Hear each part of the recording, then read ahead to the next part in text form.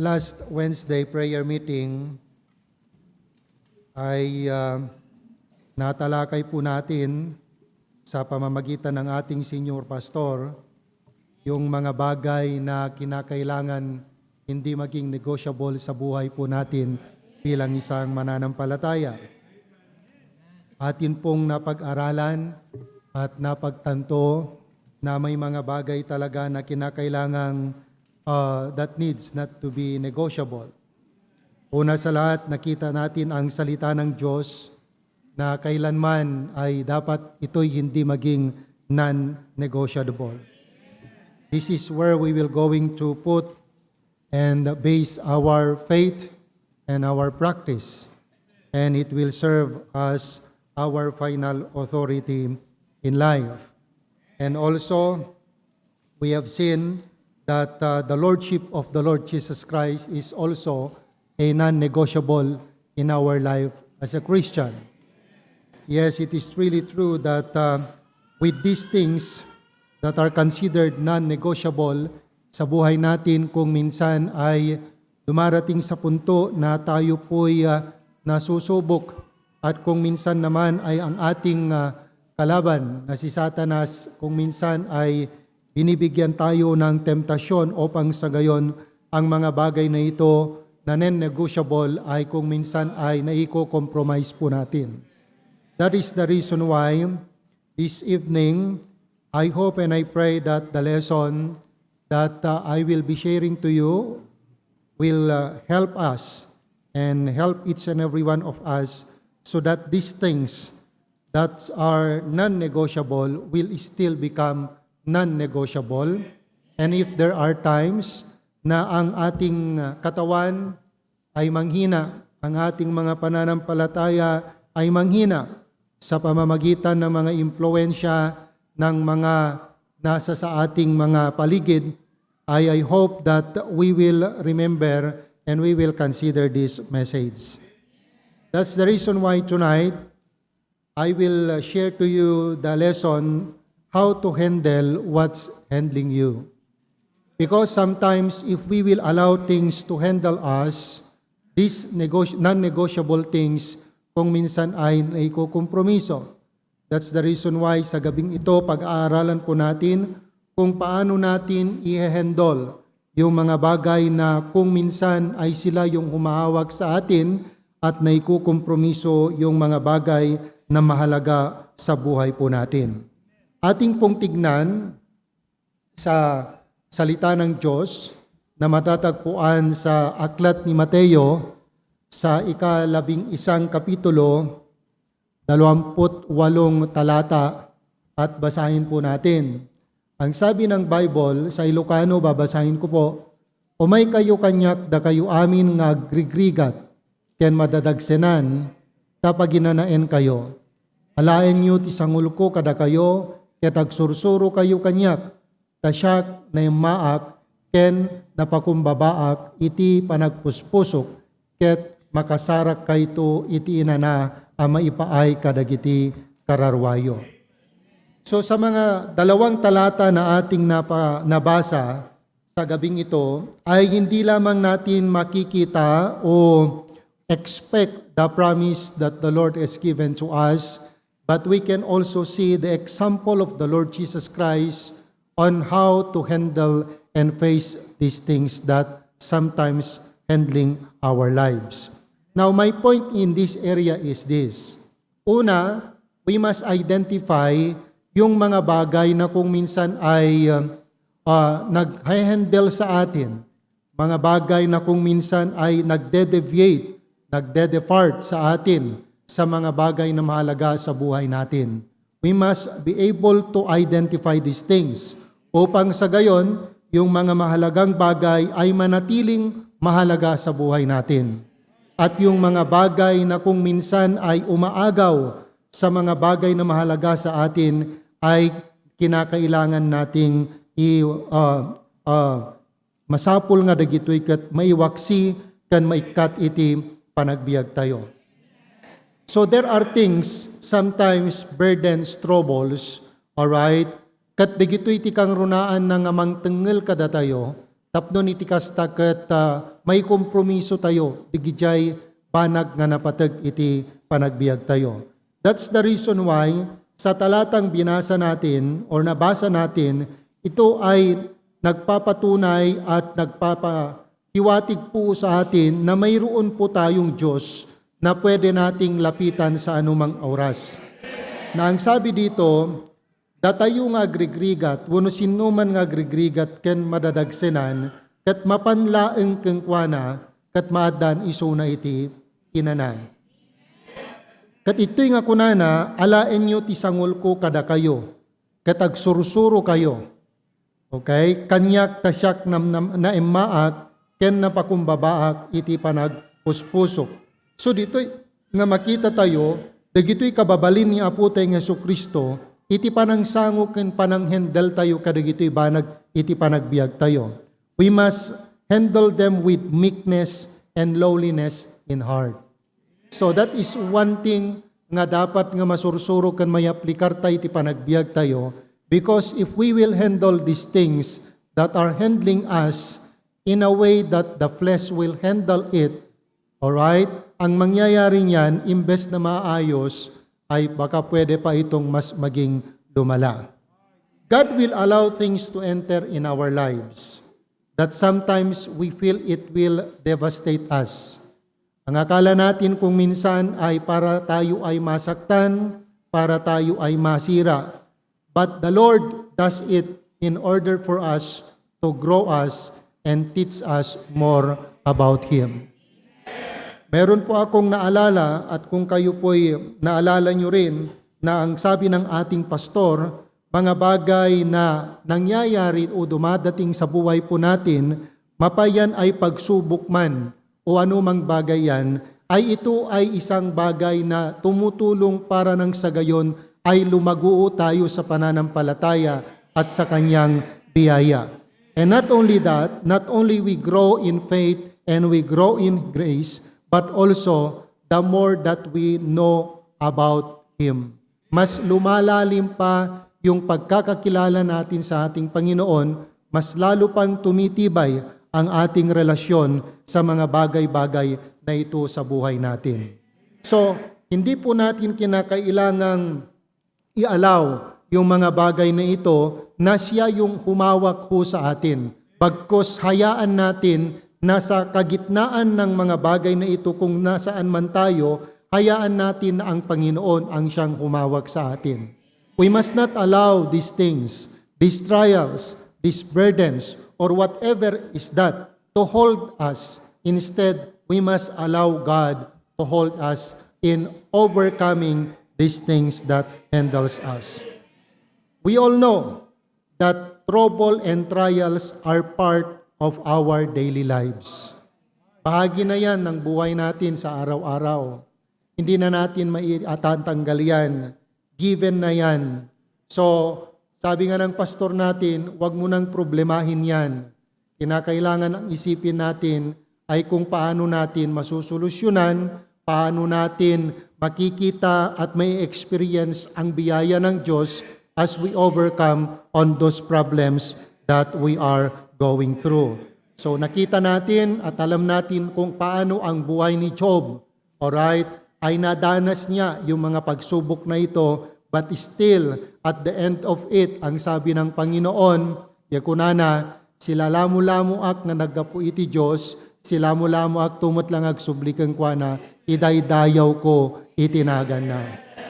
And also, we have also learned the Lord Jesus Christ, okay, in His life during His earthly ministry, all these things that we are experiencing now in the flesh, I believe that Jesus Christ Himself experienced too, and more than that. But still, these things are what we call, and we need to remember that there's no such things that are permanent.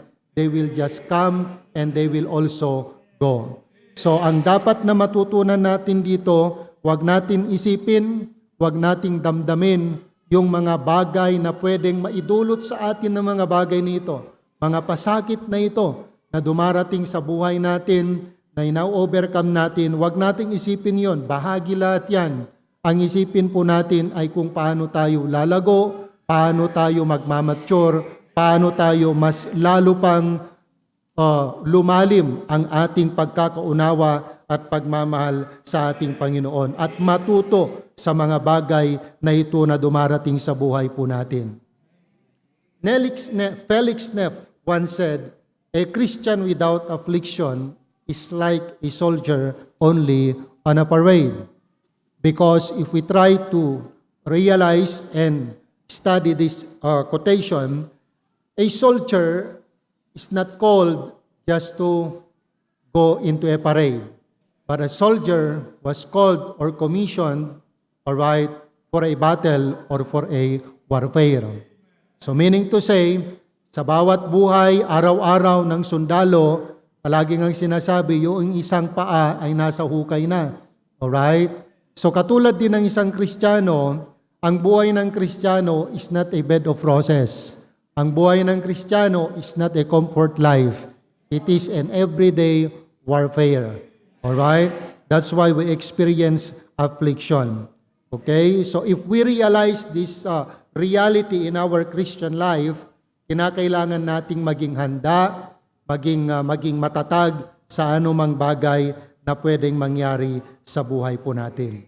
So with this single verse, a short, little, simple verse, Jesus gives us a clear teaching on what to do with our burdens and how to handle things that are handling us. So paano po nating i-handle yung mga bagay na pwedeng umawak sa ating buhay upang sa gayon kung minsan we divert, we deviate from the things that are non-negotiable in our lives. Number one, we need to take our burdens to the right place. Kinakailangan yung mga pabigat po sa buhay natin ay kinakailangan dalhin natin yon sa tamang lugar. Alright? So, saan lugar dapat nararapat ang ating mga burden? Pero bago po natin sagutin ang tanong na yan, tignan po muna natin kung ano yung mga bagay kung minsan ay we are deceived to bring our burdens in these following areas, and sometimes instead of making it lighter, it will becoming more heavier in our lives. So ito yung mga bagay-bagay kung minsan dinadala po natin o kung minsan kadalasan dinadala natin ang ating mga pabigat sa buhay. And I am telling you, these are the wrong place. And then I will tell you why. Number one, sometimes we take our burdens in fretting. Alright? But it is said here that fretting will not help us. Alright? Most people take their burdens here. Tama po yun. Okay? Yung pagwo-worry po natin, di pa nagdanag natin. Alright? Numaminsan, isot ka aduan ng agpanuray iti panagbiag tayo, kakabsat. Dahil panagdanag tayo. No adada dagiti banag nga panakasuot tayo. Adda dagiti banag nga tisauti apo nga padasen tayo nga pagbiagan ti panagbiag tayo. Adda dagiti banag nga panangpalubos tay iti apo nga iso ti mangituray ti panagbiag tayo. Ket no dadduma maumsi tayo. No dadduma ket mausig tayo. Babaen ti panagbiag tayo kadagitoy nga non-negotiable ti panagbiag tayo. So nga no maminsan umay kadatay ti panakaupay, umay kadatay ti panagdanag, baka tilakid di mapukaw tayo, dagiti gagayem tayo, mapukaw tayo, dagiti banag gamang parparagsak kada tayo, but it is said here that fretting will not help us. That's the reason why our burden must not be put into worries. Hantay dapat nga pagdanagan dagitoy kakabsat. Tatigapuna daytoy iti lugar nga saan nga umiso nga mabalin nga pangikabilan tayo kadagiti pagdanagan tayo iti panagbiag. And by the way, we are forbidden as Christians to worry. Alright? So if we try to look what the Bible says in Philippians chapter 4 verse 6, okay? Philippians chapter 4 verse 6. So no kitain tayo kadagiti screen tayo at dayta dayjay Englishen ngem kayat ko nga basaan iti Ilocano ket kasto iti kunana. Di kayo madanagan iti uray anya. Iti English kunana dijay, alright? But be careful for nothing, but in everything. Pag sinabi mong everything, sa lahat ng bagay. So ibig sabihin, hindi lamang isa, kundi sa lahat ng bagay. Alright? Iti uray anya, nudiket dagiti isu amin, babaen iti kararag ken ar-araraw, agraman panagyaman, may pakaamu kuma dagiti dawdawat yu iti Diyos. So daytoy nga lugar nga saan nga tumutop iti biag ti maysa nga Kristiyano nga pangikabilan na dagiti dadagsen na nga isu iti panagdanag ditoy nga bersikulo nalawag ti panangibaga ni Apostol Pablo nga saan nga nasken nga dijay ti pangikabilan tayo. Han nga rumbeng nga dijay ti pangikabilan tayo. No diket di adda iti lugar nga dapat nga pangikabilan tayo dagiti anyaman nga pagdandanagan tayo nga isu iti pangisukwan tayo kan pangikabilan tayo dayta ket awan sa bali no saan nga iti panagkararag. Oo. Tadi ti panagkararag kakabsat isu dayta ti mangpalagan kadagiti padagsen tayo. Isu dayjay iti nananay nga mangpabangar kada tayo. Isu dayjay tinananay nga mangted kada tayo iti bangar ken inanama. Ngano iti pagpanurayan tayo ket ti panagdanag adday iti panagbuteng. No ti pagtanarayan tayo ket iti panagdanag, adday iti panakapukaw iti inanama tayo kakabsat. That's the reason why our burdens must not be put into fretting or into worrying because this will never help us. Not only fretting will not help you in relation to our burdens, but also we are warned not to put our burdens on friends. Not only fretting, but also friends will not help you in regards to our burdens. The problem with friends is that they will lie to you. Okay? Why? Because they will allow you to wallow in self-pity and tell you that you have a right to do so. Kung minsan ang kaibigan, alright, kadalasan, they will always agree what you feel and what you say. But the Bible tells us that a real friend will always tell you the truth even it will hurt you. Ang nakakalungkot sa ngayon, marami tayong mga kaibigan, pero ang tanong, sila ba ay tunay na may malasakit sa iyo? Marami tayong mga kaibigan na kung minsan ito'y mga taong hindi natin namamalayan, hindi natin nakikita, hindi natin totoo at tunay na mapapahalagahan. Kasi kung minsan ang akala natin, yung mga tao o kaibigan na nagsasabi sa atin ng mga katotohanan na kung minsan ay nasasaktan tayo, ang akali natin sila yung mga kaaway po natin. But in reality, when we put and give and bring our burdens to these friends, sometimes it will not pacify, neither lighten our burden, but instead, little by little, bumibigat yan at bumibigat. At ang nangyayari niyan, inilalayo niya tayo sa mga bagay at totoong dapat nakalalagyan ng ating mga burden sa buhay, which is yung panalangin. Ang nangyayari niyan, pag naumpisahan mo nang makausap yung kaibigan mo, alright, di tumatagal, you spend more time on your friend. And sometimes, the more you spend time on your friend, dealing with your burdens, problems, and sympathies, nakakalimutan mo na ang Panginoon at panalangin. Kaya ang nangyayari niyan, darating yung punto ng your lordship ng Panginoon sa buhay mo, nawawala na, napapalitan na ng pagkaibigan mo. So ang nangyayari niyan, sa isip mo, mahal ako ng kaibigan ko. Walang ibang nagmamahal sa akin kung hindi ang aking kaibigan. Siya lang kasi ang may oras na pwedeng makinig sa akin, makinig sa problema ko, makinig sa mga bagay na nararamdaman ko. Pero ang tanong, naipanalangin mo na ba? Nasabi mo na ba sa Panginoon? Yan yung tanong.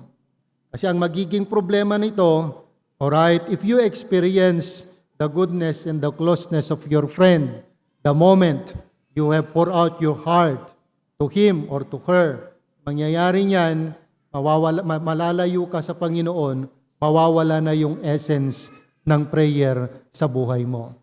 At ang mangyayari niyan, yung lordship ng Panginoong Jesucristo sa buhay mo, may sasakripisyo na. Why? Because you are more acknowledging the presence of your friend in your life in the midst of those problems and burdens you are experiencing. But I will tell you, sabi nga ng awit, kaimbagan agayem ni Jesus. Anong sabi ng Bible sa Proverbs 27:6? Sabi ng Bible sa Proverbs 27:6. Right? Nandun na sa screen yung Ingles, pero sabi ng Bible dito sa Ilocano, Proverbs 27:6. Matalek dagiti panang dunor ti maysa nga gayem, ngem dagiti agep ti kabusor ket makaallilaw da. Right? Faithful are the wounds of a friend, but the kisses of an enemy are deceitful. Sa mga babae dyan, mahilig magbeso-beso. Sa mga lalaki, may bang nagbeso-beso dyan? Mag-ingat kayo sa mga kabeso-beso ninyo. Alright? Baka yan ay beso-beso ni Judas. Okay? Pero my point here is this. Hindi mo pwedeng ipagpalit ang Panginoon. Hindi mo pwedeng ipagpalit yung 2 oras, 3 oras na pag-uusap sa kaibigan mo sa panalangin. Yeah. Kasi kung minsan, alright, kinakailangan po nating i-develop yung ating relationship sa Panginoon. Okay? So fretting will not help us, friends will not help us, but needless to say, we must be thankful to God also that God has given us really friends, faithful friends, who are always there, faithful and true to you. That even as I have said a while ago, that even they know that it will hurt you, they will always tell you the truth. Right? So, pag may mga kaibigan ka na sinasabi yung kamalian mo at alam na masasaktan ka, pero pinagsasabihan ka pa rin, magpasalamat ka sa Panginoon at merong mga taong ganito na ipinagkaloob sa buhay mo. At ito yung mga tao na kinakailangan mong wag mong iwan, wag mong ipagpalit kanino man. Because bibihira ka ng makakita ng mga ganitong tao at bibihira ka ng makahanap ng mga ganitong tao. Alright? So, sometimes even friends will not help us, but we need to be thankful also for this God-given friend who are really real, alright, totoo at tapat sa iyo. Not only fretting will not help us, friends will not help us. Fleeing will not help us also where we put our burdens. When we say fleeing, yung tinatakasan mo, yung inaawasan mo. Alam niyo kung minsan, sa boxing daw o kahit na anong labanan, kahit alam mong no match ka, kung hinarap mo yung opponent mo, there is still a chance of winning. But when you don't face your opponent, win by default, you no longer have any inch of winning.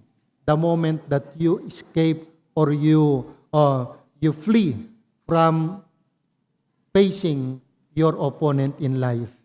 Kaya kung minsan, let me just tell each and every one of us, gaano man kalaki yung problema na hinaharap mo sa ngayon.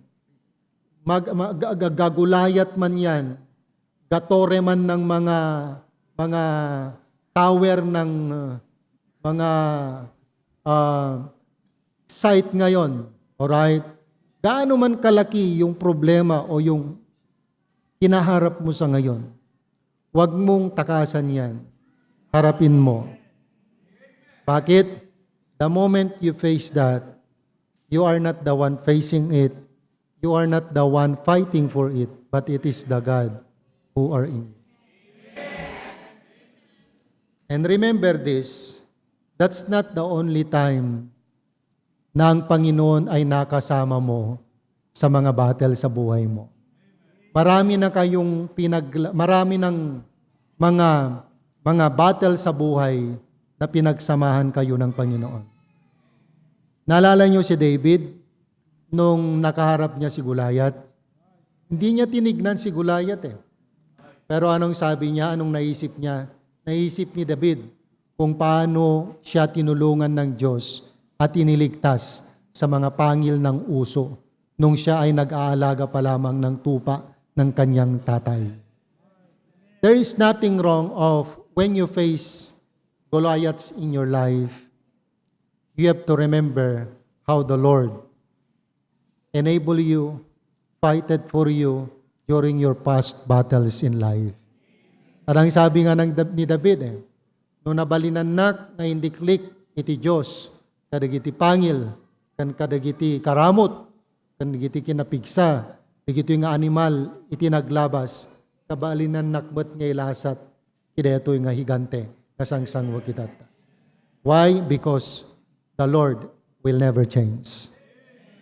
That's why, just face it and allow God to fight for you.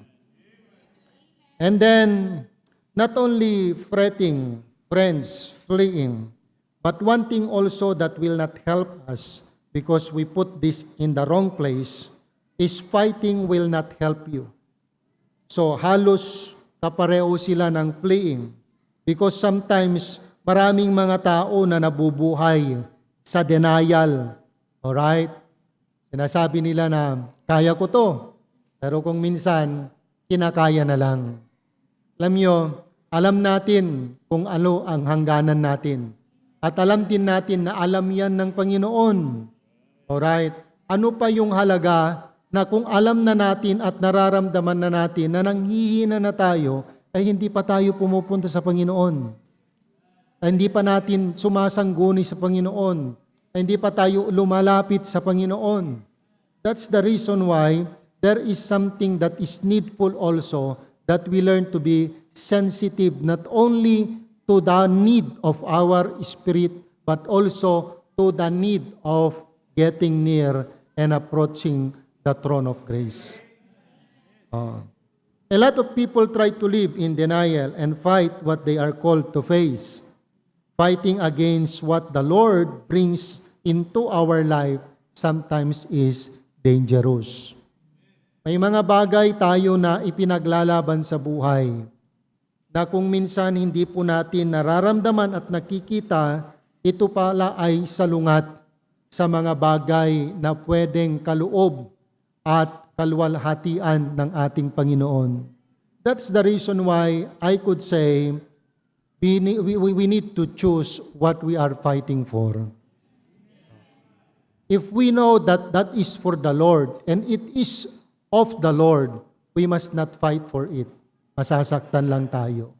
Pero kung alam natin na yan ay para sa Panginoon at nang dahil sa Panginoon, matuto nating ipaglaban yan. You know what? Sometimes, it is very hard. We are very strong fighting for the wrong things. But we are not too much strong fighting for the right things. Okay? Pastor, ano ibig mong sabihin? Yung mga maling stand, maling emosyon. Sometimes we strongly fight for them. Kahit alam natin na salungat sa kalooban ng Panginoon. Pero napakahirap nating ipaglaban kung ano yung matuwid, ano yung tama, at ano yung para sa Panginoon. That's why, in this area, we must see to it and we must ask God for wisdom and discernment that we must learn to fight what is right, not only what is right in our own sight. We must learn to fight the things that we know that will make God happy in our life. It's not only what makes us happy. Okay? So, how to handle what's handling you? We must take our burdens into the right place. We have seen the wrong place that won't help us if ever we will bring our burdens in this area. Fretting, friends, fleeing, and fighting. Last in this point, this is the place where we need to put, the right place where we need to take our burden. The Father will help us. It is the right place to bring our burden. In the Father. Okay? When I say in the Father, they are not the one who are in white robe. All right? When I say in the Father, it is in our Heavenly Father. Don't bring your burden in that called Father who wears white robe. Okay? Balindi kiti dat dumakada kayo kat sa inyo nga nag-get. Right? Because we have only one Father, biologically, but we have one Heavenly Father, which is in heaven. And that is our Father wherein we need to bring our burden. Why? Because if we try to notice the verse in our text, there is the invitation that He is extending to each and every one of us. And what is that? He said, come. Oh. Mamisan kanya tayo kat nagsulit tayo. May ka, kung na lang aro din kat, di tayo pala ang mapan. Okay? Oh, kaslati panawon tayo. May kay manganan, kung na kat, di tayo palang mapanmangan. Tapos, inton no mapantay mangan, na ibus detay si datayo, bonus na isango si daan, naganuntot mareklamo mo, naganuntot sa usa-umon. Kat nakabaybayag da ka nga inabayaban, umaikan. Oh. Salamat na panagbiag tayo. Kuna lang arot ti apon kam, kunana. Di tayo pailaang mapan, dumukot, agpaisalakan. Kan agpaarayat ken kuana. Tapos inton no permita yung napasa gantirigat. Alright, permita nga nabannugan. Oh. Deta, sangit-sangit tayo ti apon. Kat naglawag, yun una na, kat umay ka, kunana lang arudan. Kaya napakahalaga po na ma-maintain natin yung spiritual sensitivity natin. Because dyan natin nararamdaman kung tayo na ay nanghihina. Ang maganda pag may lagnat ka, meron yung thermometer. Sa akin po kasi, hindi pwede dito sa akin yung thermometer. Hindi mo ma-detect. Oh, kaya yung thermometer, pag ako yung gumamit, ako lang dapat yung gagamit. Kasi sa loob, kasi no, intaunag tiyan ti gurigur ko no kwang, han intirwar, hamumadlaw. Oh, so no, di jay unag, ti pangikabilam jay thermometer, madistinguish mo jay para na. Tatta dapat kanya tayo, masursuro tayo nga at iti spiritual thermometer tayo. Oo, kasi nung maminsan kanya tayo, tayo kung nagtatayan, denial tayo. Hanamin nga kanayon nga, dati church ti Domingo ken prayer meeting, napintas ti spiritual condition na deta. Narigat mat nga, judge sanda ka. So nga dapat da tayo, amu tayo dapat jay status iti spiritual tayo, life tayo. Tapnon iti kasta, no addan kiti gundaway nga agkapsot tayo, kat makita tayon deto nga awis ti Apo, kam kunana, hintayon. Tapnuhan lang at tila adda nga pangikapkabilan tayo, pangititadan tayon, digitoy burdens tayo iti panagbiyan. Alright? So, how to handle what's handling you? We must take our burdens to the right place. And that right place is no other than in our Father, Heavenly Father. He is our Father, and He is interested in helping us through difficult passageways of life. He is also our shepherd, and He will see to what we need. Napakatapat po ng ating amang nasa langit. Oo. Wala ka nang hahanapin pa sa Kanya. tunay talaga na hindi ka iiwan at kailanman ay hindi ka pababayaan. Yan ang pangako na kailanman ay hindi may papako. Yan ang pangako na kailanman ay hindi makakalimutan. Bagkus, yan ang pangako na araw-araw kanyang tinutupad. Yan ang ating mahal na Ama na nasa langit. How to handle us, how to handle what's handling us, not only we have to take our burdens to the right place, but also we need to transfer our burden to the right person. Right place, second, right person. Sino yan? There is only one who cares about your situation, and that is no other than our Lord. Anong sabi doon sa 1 Peter 5:7? Right, napakasarap pong basahin. Napakasarap pong pagmuni-munihan ang mga talata na mga ito na ating na ipinagkaloob ng ating Panginoon sa bawat isa po sa atin. 1 Peter chapter 5 verse 7. Ang sabi po ng talata, casting all your care upon Him, for He careth for you. Again, maliwanag po doon, all, not just one, not just some, but all. Sabi ng casting, alright? Malagip yun ko na ni Pastor Proby, if I'm not mistaken, it is Sunday. Nanukunam nga casting, kat kasla tay butante, nga inpisok na tay baluta na, ije balot box, nga ti adda keng kuana, kat adda ti panagtalik na keng kuana, kideje insurat na kideje baluta, nga babaen kiday nga panagtalik, kat saan na nga iso iti insurat na, awan ti panagtalik na kideje nga kandidato. Kastamot ti kayat na nga sa wandeta, when we say casting all your care, italik mo amin kideta umiso nga tao, dagiti anyaman nga pakadagsinam, anyaman nga banag nga concern, queries mo iti panagbiag, ta isunalaeng iti adda iti panangikir na kengka. Kang runaan nga panangikir na kengka. Alright?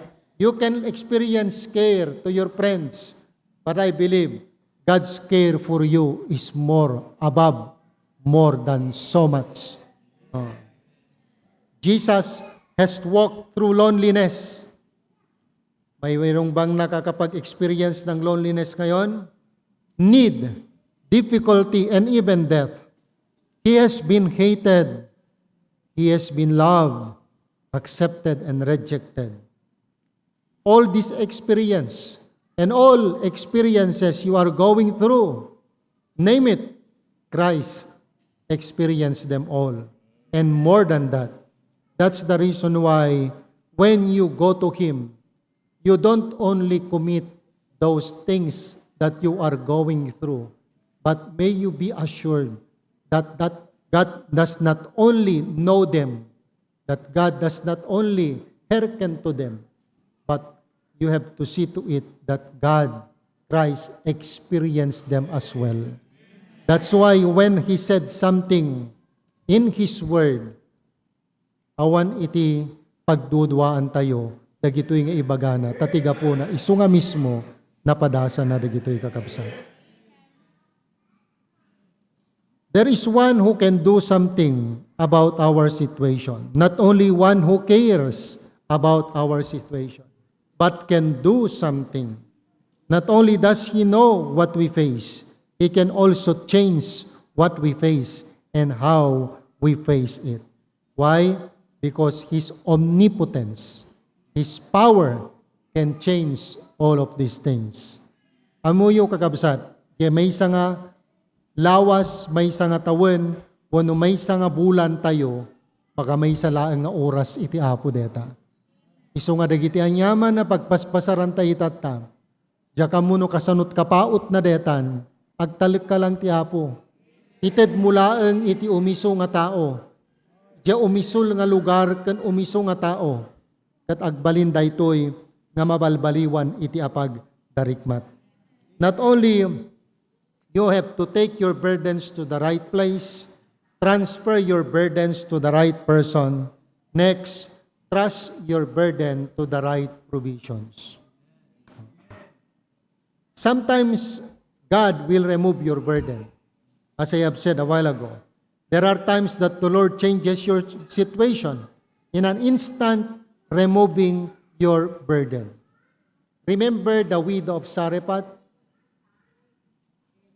Palagip yung kakabsat kay balo. Pagbiit kakabsat.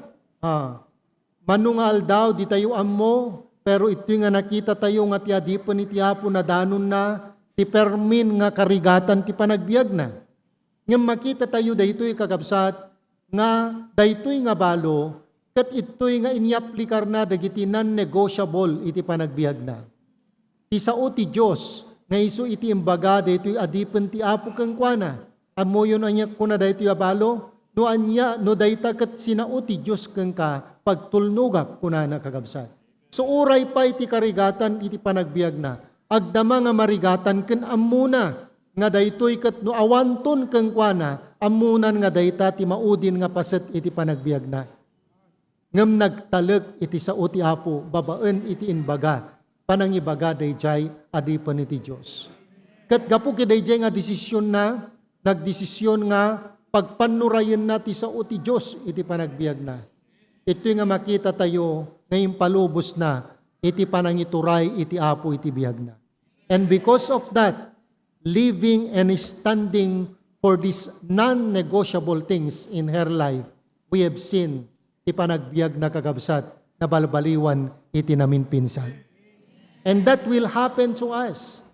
Anyaman dagiti banag kapag paspasaram itata, anyaman dagiti rigat nga mapadpadasam itata, if you put those things into the right place, to the right person, and ask and trust God for the right provision, I am telling you, all these things, God will change it. Kat ito'y nga makitam at the end of it, pagyamanam kat idaydayo munto iti. And at the end of it, you will learn to appreciate digito'y banag na naglasatam iti panagbiag. And not only you, but also people who knows you, people that are there surrounding you, will also learn to appreciate not you, but the God whom you have trusted, the God whom you have put into the right place and trusted into your heart and into your life. Sometimes you will relieve your burden, right? Napakaganda ito, di ngamen, kagpamasahe kat medyo mabang-aran ka, pero lawas, aldaw, sakit tuman ti bagbagimon. Pero no ti apo iti mangikat digiti anyaman na padagsen tayo, talaga nga mariknam iti bang-ar. Mariknam tinananay nga inana. Makaturog ka nga nairot. Makariing ka nga napnuan inanama. Haan nga nutay kunatayon, nuhan pa'y nga napintas ti panakamasahem, mariingam nga nakasaksakit ta bagbagim, imbes nga mabang-aran ka. Why? Because you put and you went to the wrong person. Ang kanganapan kidayjay umiso nga tao nga mabalin nga pangikabilam ko madagiti dadagsen mo iti panagbiag. Sometimes He will rest you in your burden. This is the most common aid we receive from Him. He gives us grace to carry the load He have been assigned to us. Yes, that's very true. Awanen iti sabali nga karagsakan nga accomplishment no saan nga dayjay ammo tayo nga aramiden tayo ken pakarigatan tayo nga kadwa tay ti apo ket nayaplikar ti parabor na iti panagbiag tayo. And the only thing that we can tell to that is to God be the glory, because we know that it's not us, it's because of the grace of God. The glory of Him that is changing us in our situation instead of Him just changing our situation. When we put our burdens into the right place, we transfer our burden to the right person, we trust our burden to the right provision, we are not only allowing God to change our situation, but we are allowing God first and foremost to change us for every situation. Sabi nga ng ating pastor, if we cannot change our situation, we can change our attitude by the grace of God, so that we will be fitted into every situation we are facing. Our attitude and our character in facing this situation will always make the difference. Tonight, let me ask you the question.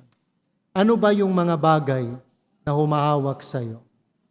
Gaano na ba ito kahigpit?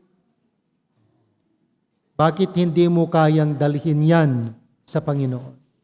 Bakit hindi mo kayang dalhin yan sa panalangin? Let me tell you, anuman yung mga bagay na yan, alam yan ng Panginoon. Hinihintay ka lang.